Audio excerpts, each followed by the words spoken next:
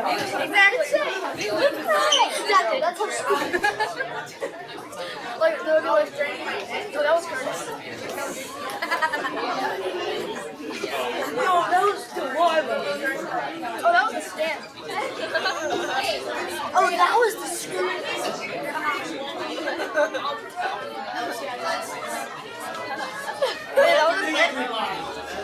Hello. How's everyone? Good day. We're so excited because our friends, I like to say our family from Reykjavík, Iceland, who we've had a relationship with for almost 10 years, they're here right now. They arrived on Wednesday and will be here till this next Wednesday. They're doing a number of things.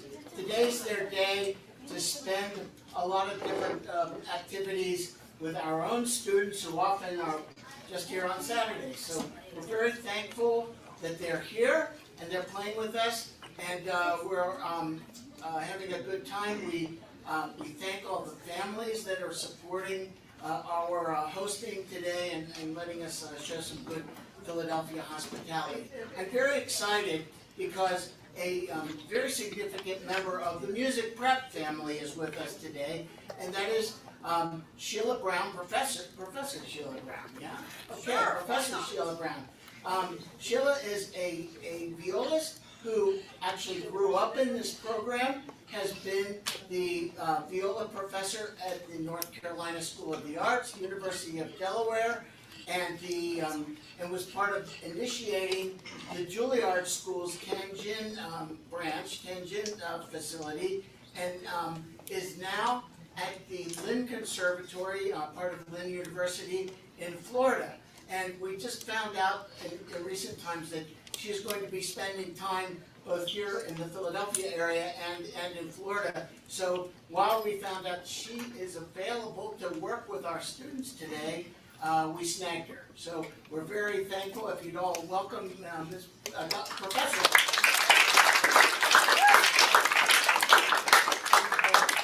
She's been a terrific friend as well as an alum of our program. Our today's program will feature both a chamber group from the Tónskóli Sigursveins, our partner school from Reykjavík, and also a group from the music prep program here on Saturdays. So members of our YCO traveled to Reykjavík this past June, and so it's the Icelanders' turn to be back here with us.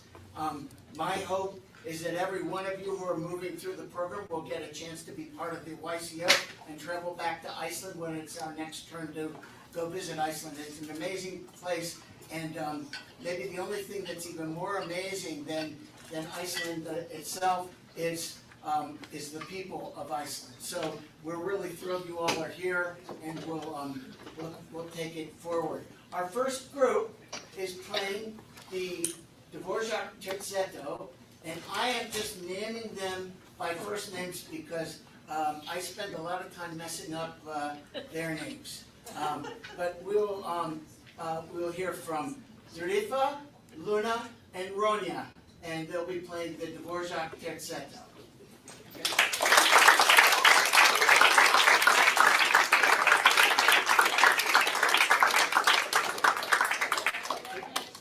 Okay, maybe you can introduce yourselves a little more to everyone. Oh. Your sisters? Oh. I'm not the violist. Just yeah, the violist, not our sister, just me. Let's see.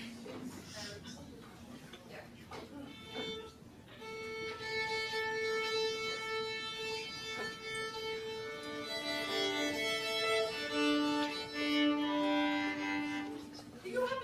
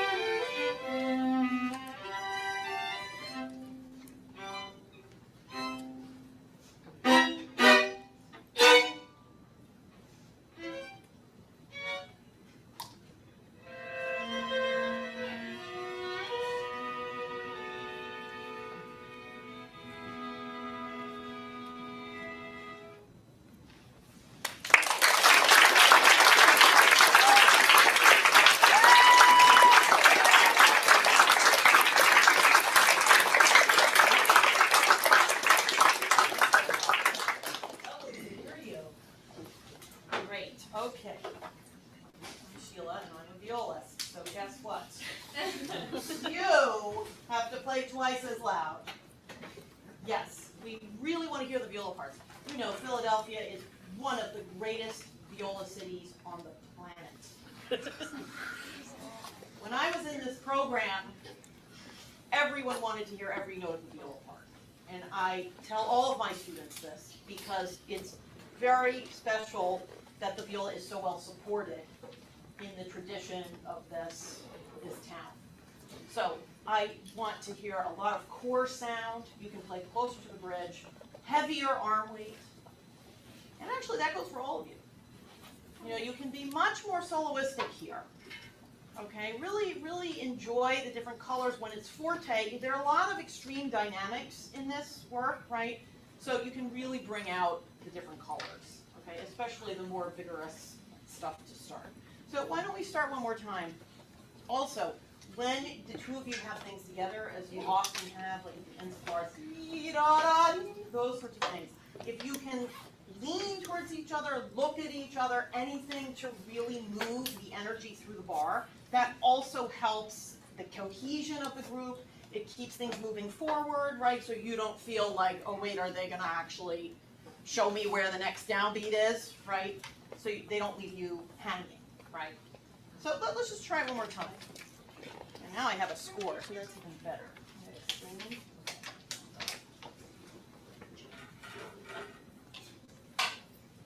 And if you can all breathe and cue together, okay? So if one person is leading, that means others are following. Literally, that means you are behind.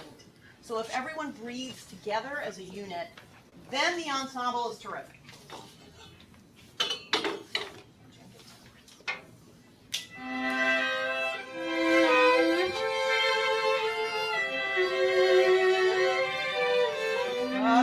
Good, great, okay. So when you have these 8 notes, you can really lead and bring those out. That's the most important part here, actually, because it continues the flow forward. That was already much better.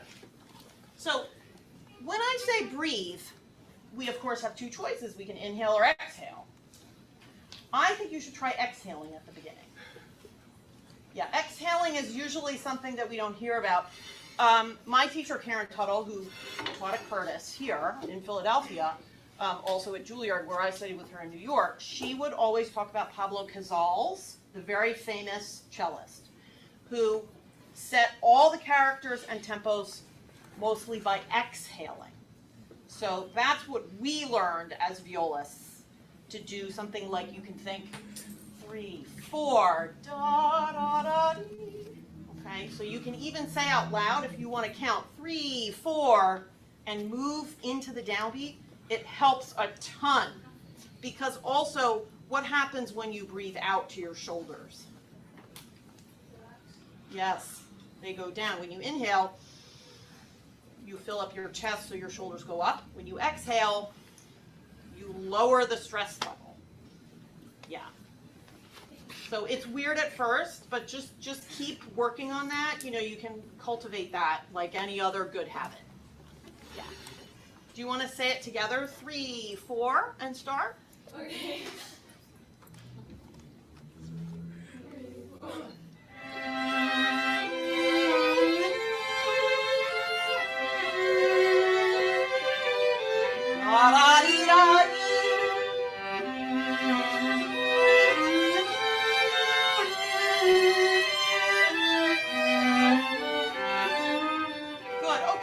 Since this is the end of this little sweet introduction, and we really come back to piano, now we have to read the room and figure out what the dynamics, how they're going to play out, right? So I think the forte can be much more lush in the second bar.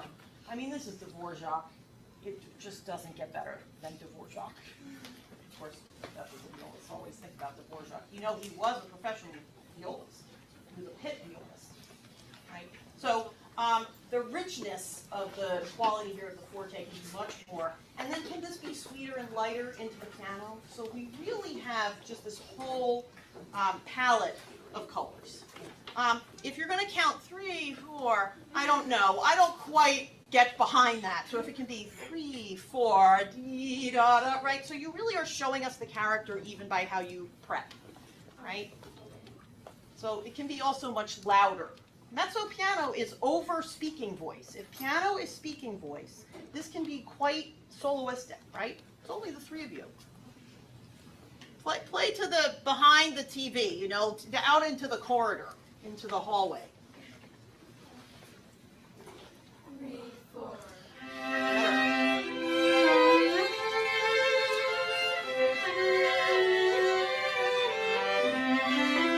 Nice, good.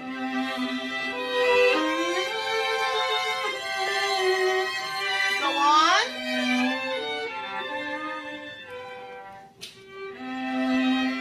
Oh, okay.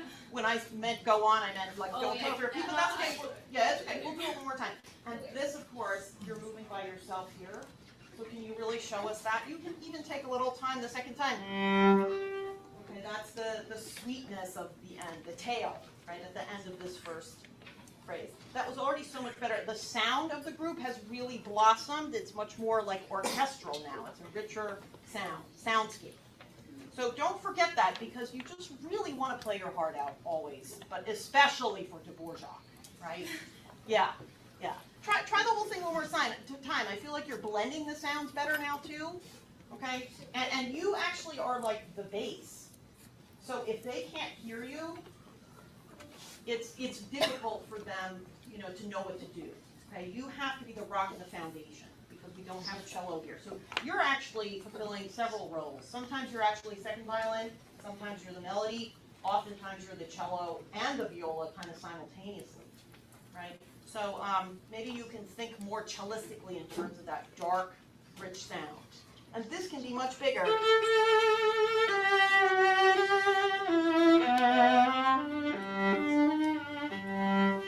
then lighter, more fanciful at the end. But you'll wait for her, right, for that last quarter note before you go on. So you have all the time in the world. I wouldn't diminuendo too much. Okay, so take this with a grain of salt. Okay? Yeah, why don't you, that's it. So one more time from the beginning. It gets better every time. Can you just remember your 3, 4, and everyone move into the downbeat? And we'll just continue on to the second half. 3, 4.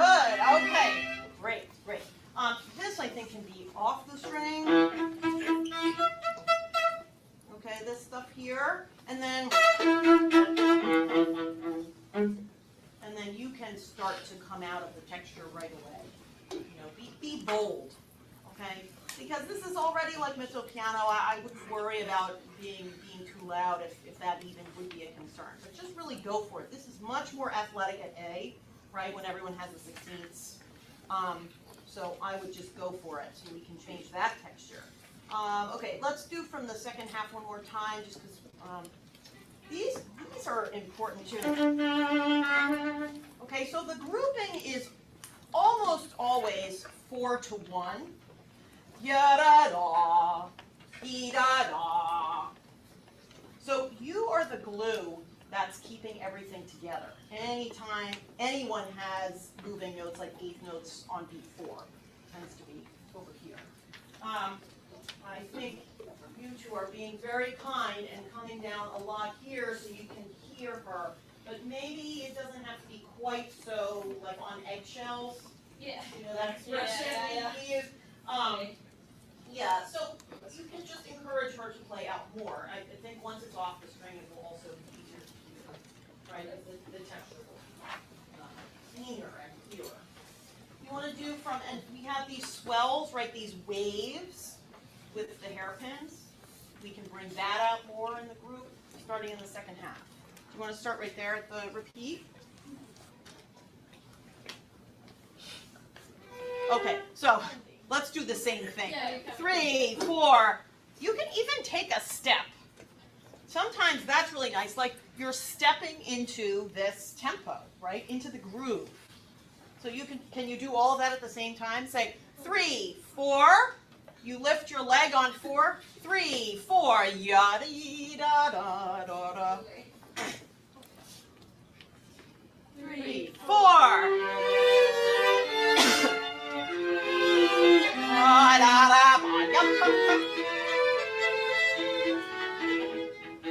Yeah, okay, sorry to stop. This has to be much more active. I would take out the piano and make it a mezzo piano. Because this stuff is they have a hard time hearing. I asked them to play more now so they won't be able to hear. But can it be more off the string?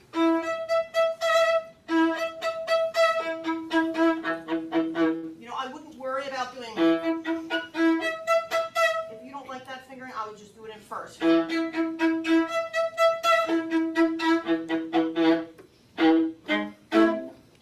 and then get ready here. Okay, good. One more time. How about we do all the same things? Yeah. 3, 4. You do it yourself now. I was just helping you with the choreography of it. 3, 4.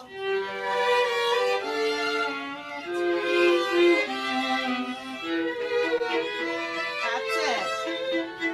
Vibrates. Sweet.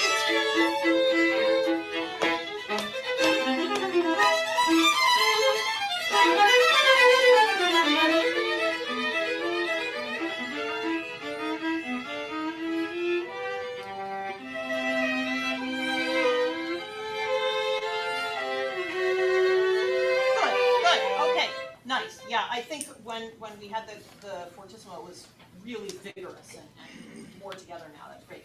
I would not take off at A, so keep it steady. Okay, so that's why it's really important that we hear you clearly going into A, so they're listening and they're not going to take a faster tempo. It's tempting to want to do, but just stay steady. It's going to help the ensemble. And it will be actually more exciting if we can hear all the notes and it's neat and clean, rather than if it feels like, oh my gosh, this is exciting, we want to run with it, but actually it's sometimes hard to hear, right? This room is okay, but if you're in a hall with a little resonance, we want to stay well grounded, so feel your feet. Okay, that's one of the reasons why we're using a step, so we think about what our lower halves are doing. Especially if you're going to stand to play this, which I think is fantastic, and you should continue to do that. You want to really make sure that your lower half is part of the performance, right? Because sometimes we get very cut off when we sit on chairs a lot, and it's not very comfortable to stand up. But this works very well once you get used to it. How much time do you think we have, Mark? Just to a couple more minutes. I don't see the other group yet, but maybe they're waiting outside the hall. I'll go check. But maybe we can Are they 5 minutes. Okay, yeah, okay, great. Oh, they're in another room. They're warming up. I only need one of you to get them. And the other thing is to keep the vibrato turned on all the time, okay? If we think of vibrato as a reflex, okay, it's one thing to think about vibrato as a reflex. Of course, what we're learning in our technique is to free up the left hand so that it truly is a reflex. You know, that it's not something that we have to think about constantly, but we have a free-flowing channel here for our entire, well, both arms, but especially here, right? So when we have these places, just especially anything that's not a 16th note, it should be vibrated, I think, more or less, unless you have a good reason for not vibrating it, like you're trying to change the color or something. Here, when we get back, we'll do this one more time. Can you crescendo through these, the grouping 4 to 1?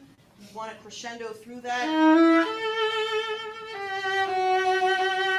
And bring out the tension here.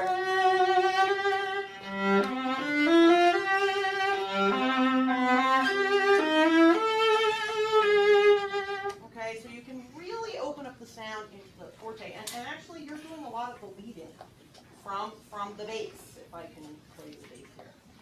I wonder if you want to try this fingering.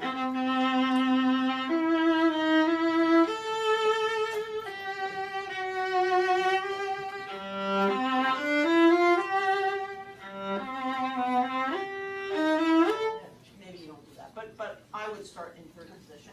You don't have to do it now if you don't want to, but it might be worth trying later. And then down here as well, because you're going to do an open G here, right? The other thing I would recommend is that you not start this molto rallentando right away. Maybe this could be a little bit more in tempo and have it start slowing down in B2 or even B3. Okay, so that's up to you. You can do it differently every time, but I would try to keep moving forward here. Okay. Good. Can we do one more time from the repeat? Okay, you're going to keep doing the cue, right?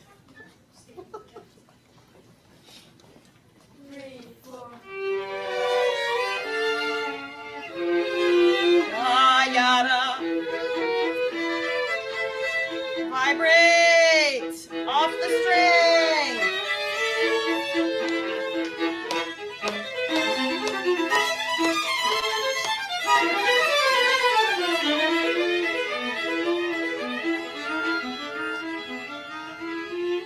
Nice.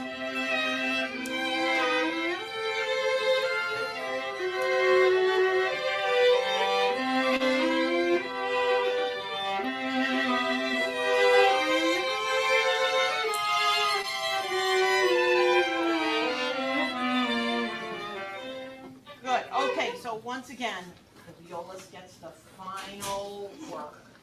So you can be much more poetic with this if you want. Let's do okay, something like that. Retornando all the way, especially these last two. Sisters, here, let's see. Yeah, okay. Maybe you can be a little bit more here so there isn't so much. Well, piano, look, we're not an orchestra. You know, when we're in a group of 14 people and someone says, shh, it's piano. I think when we're in a soloistic / chamber setting like this, yeah, and this room is very easy to deal with, right? But if you're in a much larger hall, then piano, that's why I say piano is speaking voice. So I wouldn't worry too much about it. If it's too delicate, what happens is then it just doesn't seem like it connects very well to what's happening. And this is full of energy. What would you say the character is here at A?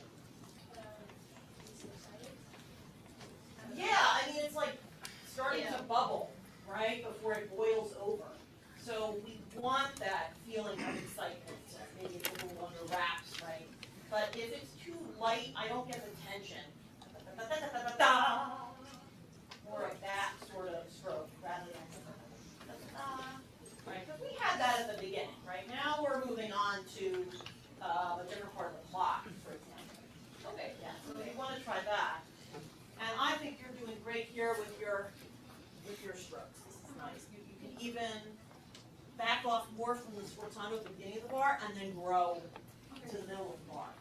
And anytime we have like these half notes with the sforzandi or the forte pianos, Dvorak is very clear that he wants us to thin out the backs of the notes. Okay, so we have more clarity for the other person who has the moving voice at that time. Okay, so if you sustain less, it's really good for the ensemble. All of these places, even if it's not Should we do one last time, and then I guess we'll just go through to the end of the section. Actually, why don't we just do the whole page? Start from the beginning one more time. No repeat, because I think we're going to have to stop. Yeah. But so now why don't you start with a normal cue, meaning you will all move together, and you can exhale without counting off first, and see how that works.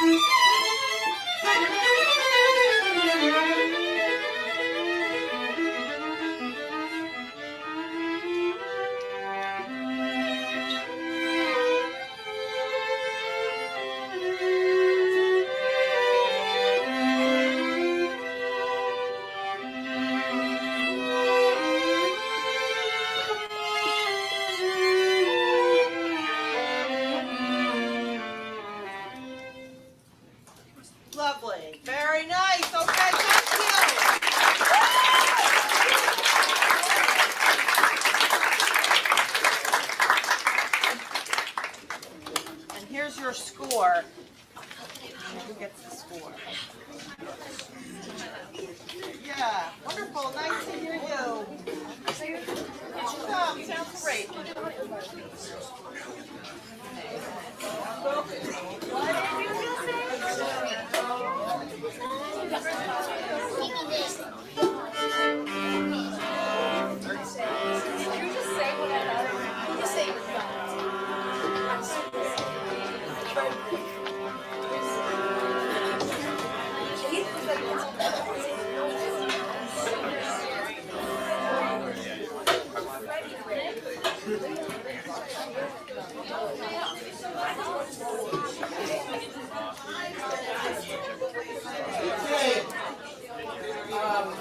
And we thank the Tónskóli and for their performance, and of course Professor Browne for her work. Our next performers will be performing the Mozart K490, the first movement, and they are Audrey Kim, violin, Olivia Zor, violin, Matthew Chung, cello, and Olivia Can, viola. And they are coached by Jay Fry.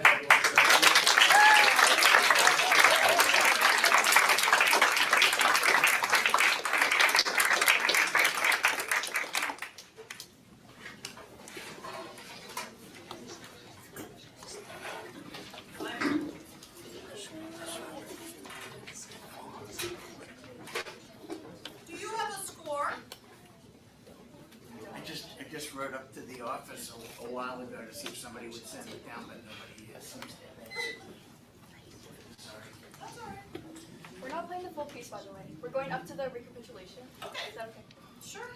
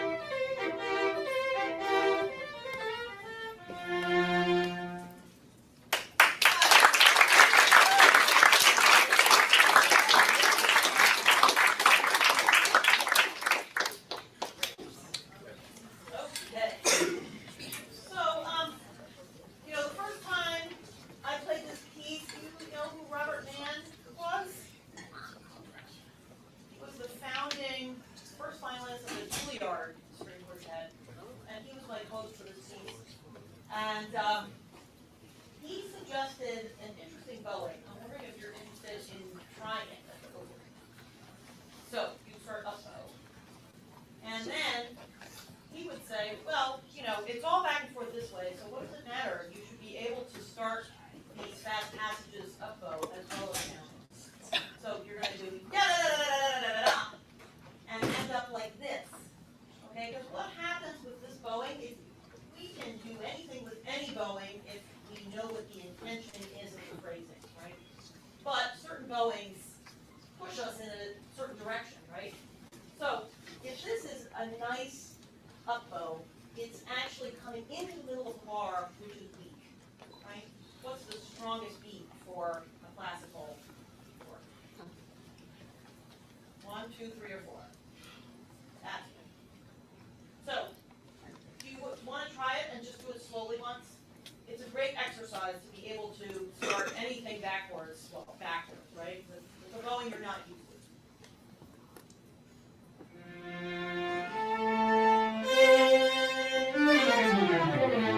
That's it. So you can be very dynamic with it, you know,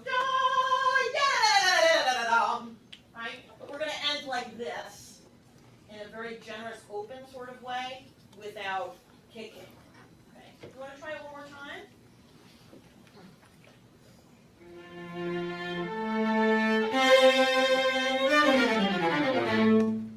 Nice. Okay, let's do it one last time because let's lift off the bow. You know, this sort of, that makes a big difference. So make sure you're all in the same part of the bow. Can you continue to crescendo all the way through to the beat?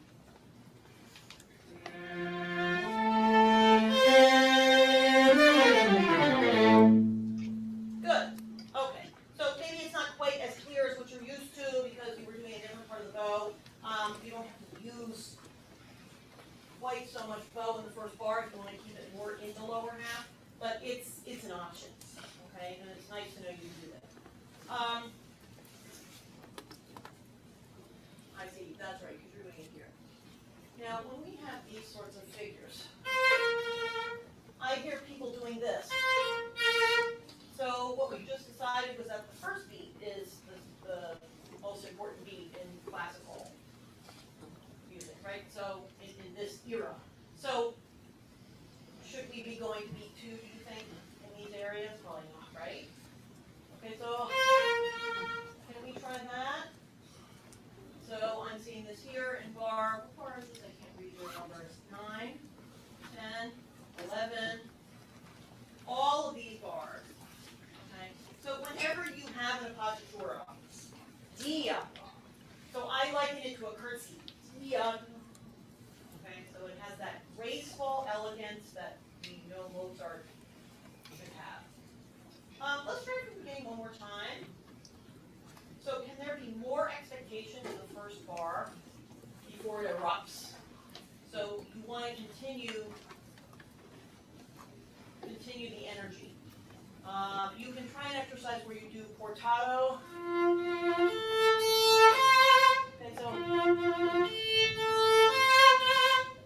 Okay, so you really know how you're tracking. Are you thinking of doing no crescendo in the first bar? Have you talked about it? It's probably pretty new for you guys, right? Because there are 2 ways to approach this, right? We could consider that the first bar is an upbeat to the second bar. Right? So we could crescendo through the first bar, or we can literally do exactly what Mozart has, but he didn't often write crescendos, right? So you can also do a complete subito.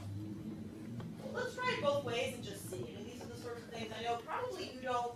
I mean, when I was in this program, we never rehearsed on our own. Is it still that way, that you just have your coaching and they're We not? generally have our coaching. We encourage them to try to find time and error. They just don't have a lot of time. There's no time, yeah. Yeah. Yeah, because we never had time either, really.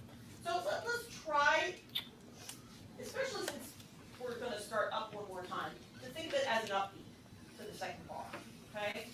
So let's do a little crescendo. That way, at least, we have the expectation and we're following through to the forte down. Okay?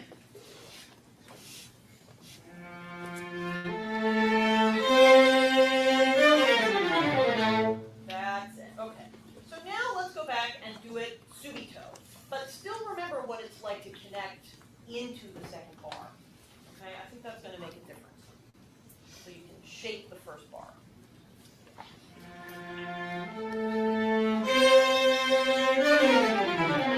Good. Keep going.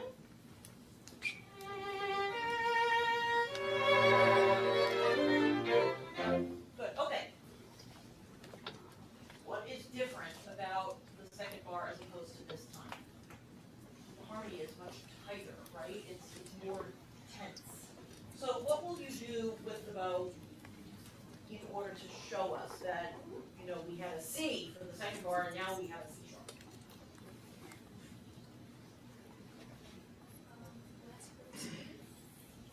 Yes, okay.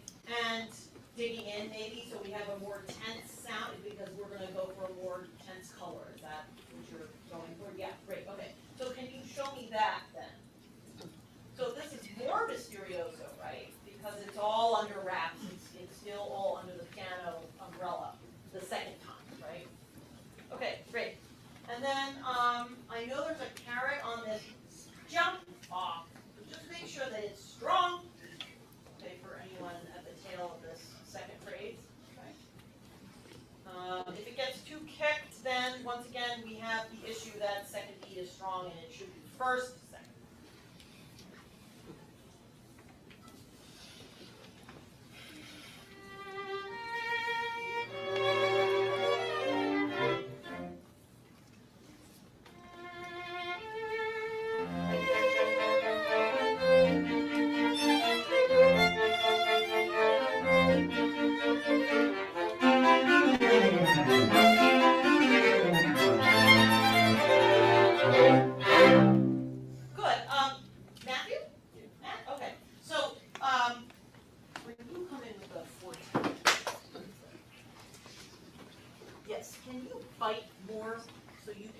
Take over the scene.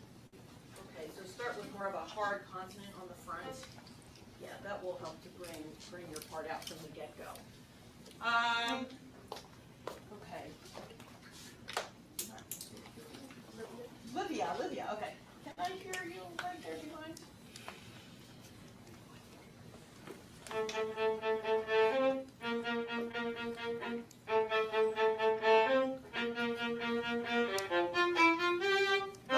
Good. Okay. So when you are playing off of the downbeat, and there's no downbeat, like when you're playing by yourself, how do you show us that you are not the downbeat? How do you play differently to do something like this? Yes, that's good. So it's a rebound, right? You're playing off of something. So you want to feel the pulsation strongly on the downbeat. So, and then how are you going to shape the notes? The first few notes. Maybe just like Okay. Yeah, or you could diminuendo off of that downbeat, and then maybe do something at the end of the bar. You know, depending on what's happening, it's going to depend bar by bar. But especially since you have that, you want to bring that out, right? That's more interesting than the repeated eight, right? Good. So, okay, something. You could mark the middle of the bar a little bit. That may also help, but a minor marking, right? Not as much as the downbeat, obviously. And how about vibrating? So we have more sound. You're the motor here, so you're very important. They need to hear you. If you have a consistent vibrato, that will bring out the sound more. Good. Okay, can I hear you one more time, please?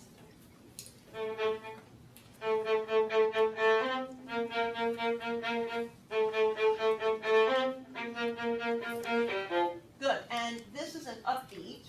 Body to dance downbeat, so I wouldn't kick that note too much. If you can just make a more steady crescendo. Can it be a little more off the string too? So. And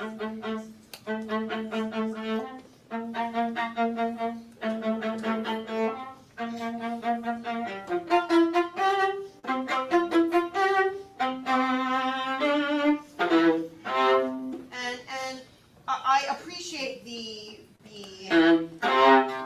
gesture, but maybe it's a bit much because actually the second beat shouldn't be more than the first. So if you want to taper that slightly, without losing that lovely vitality of the forte. I think that'd be great from all of you. Notice how much more I tried to mark, you know, to make those extra sharp for the forte. But even this is a bit shorter.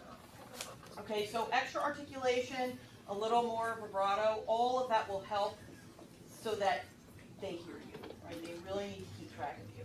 Great. Okay. Shall we do, let's do it from the beginning one more time.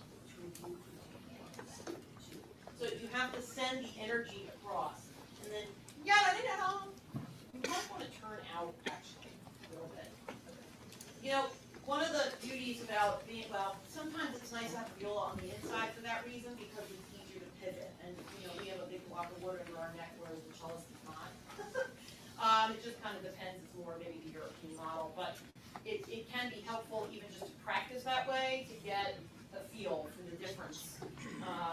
Because in the day, they would have been used to more connection through here, okay, with the inner voices, right? The inner voices being together. So this is actually a little artificial in that way, considering the way he wrote it. So I think in a way, you have to work a little harder to send the energy across. Okay, but we also want to hear you. So if you can angle your chair a little bit more this way, and then you can turn this way to see Olivia, Okay? So we have to be on the move all the time, otherwise we appear stiff and then we sound stiff. If we are stiff, we sound stiff. There's no two ways about it. But this relationship should be just as delightful as this, you know. So can we start from that spot? I'm sorry, I don't have the scores window. Does that work again here? Yeah, this was a little bit in the cracks now. If we can make that more vigorous, I'm pointing out the last chord going into. It doesn't sound fearful, but it still sounds delightful, but shows us the strong deep nature of the ends of the phrase. Can we start right after that? Can we go bar number for them? Yeah, I'll say so. Perfect.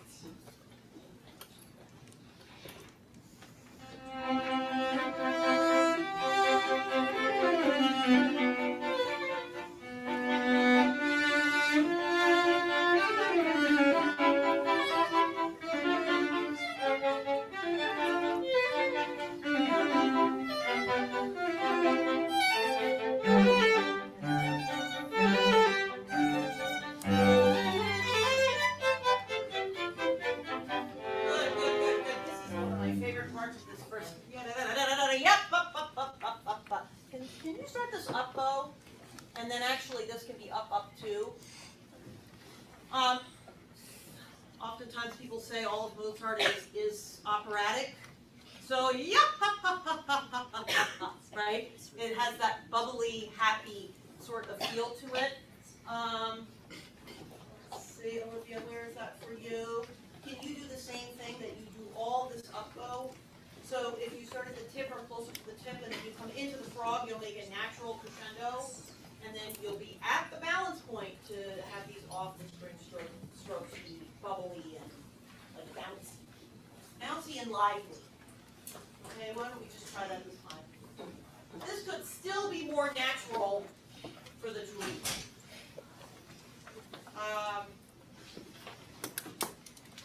Can you lean in? Can you lean in? You know, it's not always about eye contact. It's even just sending the energy across. Like, yada-da-da-dum, da-da-da-da-dum, da-da-da-da-dum, da-da-da-dum, da. Okay, so there's just more dialogue because of the body language. So I know it's not always possible to walk. Can we try from Matthew's solo again? What's the character of your solo here? Right. Is that happy or sad? Yes. So I think it could be more cutesy, more jovial. Bright doesn't necessarily give us as much information. What are our 5 basic human emotions? Happy, sad. Love, joy, anger, fear, and sorrow. Yeah, that's good. You did very well. Yeah. I think we should probably learn in school just so we can talk about them more clearly, right? So anyway, it's a great way to know how to set your character if you know what the character is, right? And then you can decide bowings, fingerings, colors, all sorts of things. Because Mozart doesn't give us anything. He just writes piano all the time.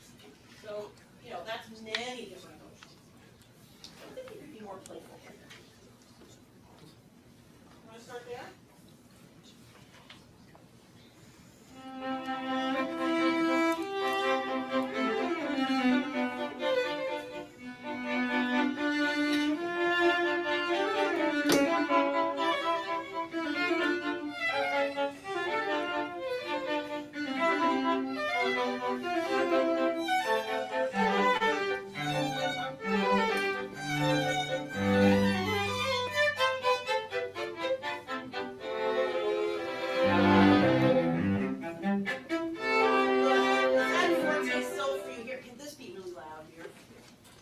And you can dig into the C string. Maybe you want to sit on that a little bit longer. And then this will get light, right? And this is nice and bright and light. But you can almost play act here at the bottom. You know, like you're the basso profundo for a second. Oh, and then it's not that serious anymore. You know, it becomes playful again. So you can shift your colors and your characters there. This gets better. It's not always together. Can I hear the two of you?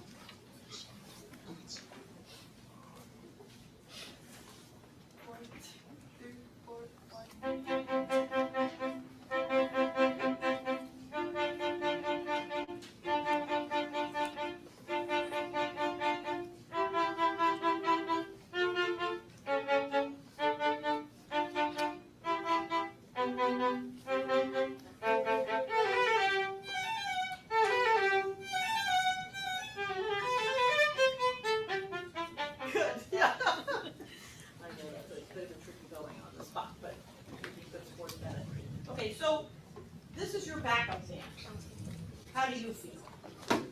Is that going to make you feel comfortable? Like, are they shaping according to your part, do you think? Maybe you have some suggestions for them to make you more comfortable. Maybe it could be like kind of like bouncy. Okay.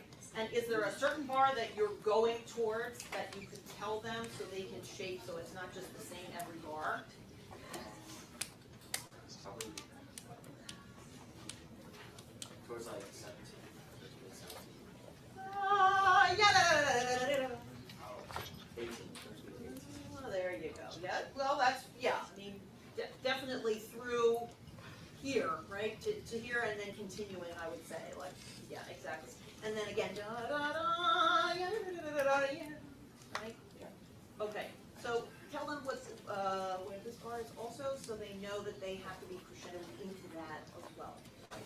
Throughout 17, and then into 18, and then also throughout 20 into 20. Okay, so this was great. Now you're really on the same page. So now you have to have one ear on each other, and then one ear on Matthew, right, at the same time. Okay, so let's try the whole thing again from Matthew solo.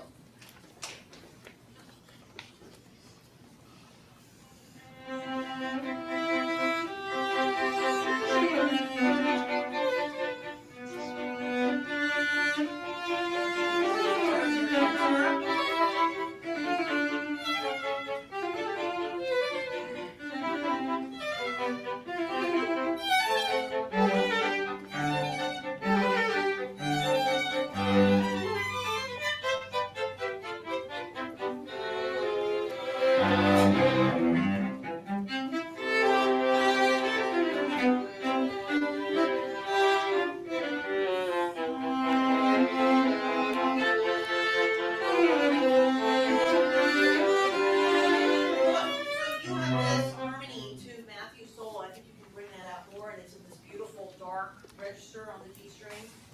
Where was that? Where we just stopped? That, yes, bring out all of this. So it's a beautiful lyrical complement to what he's doing. Okay, and then when you guys have I think there should be some direction to the phrase, but I don't really hear any. So maybe we can talk about that for a second.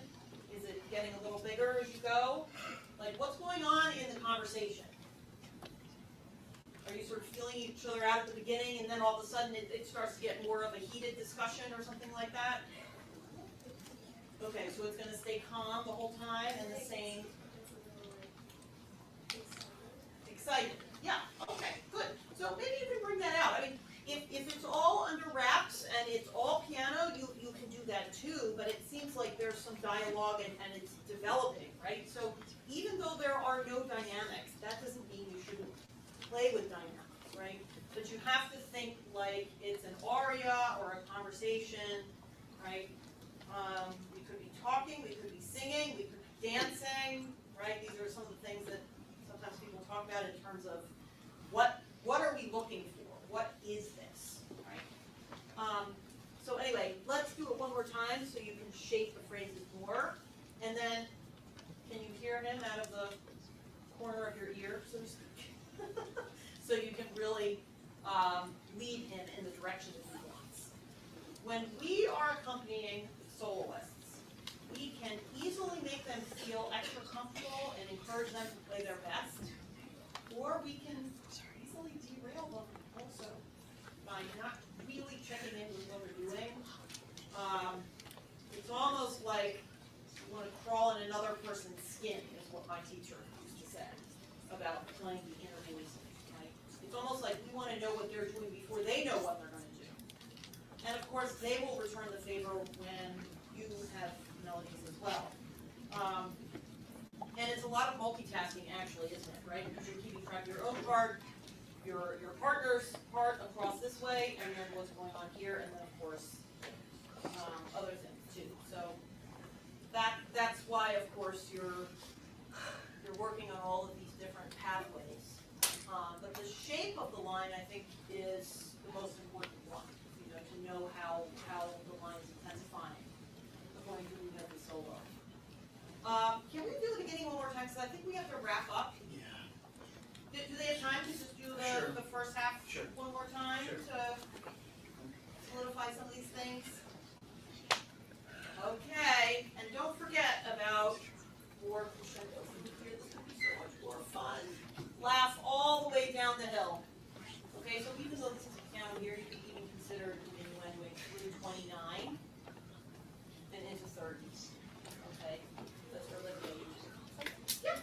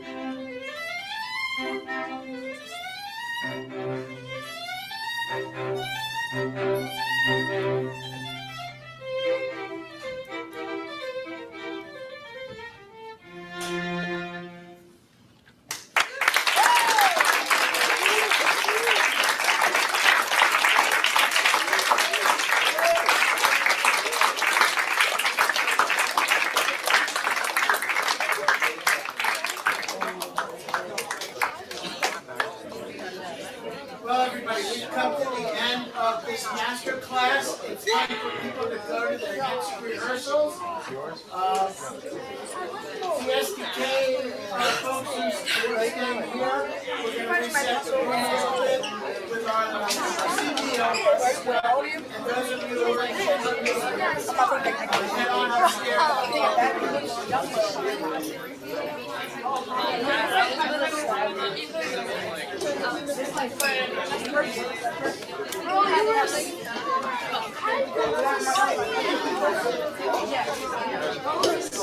Stop!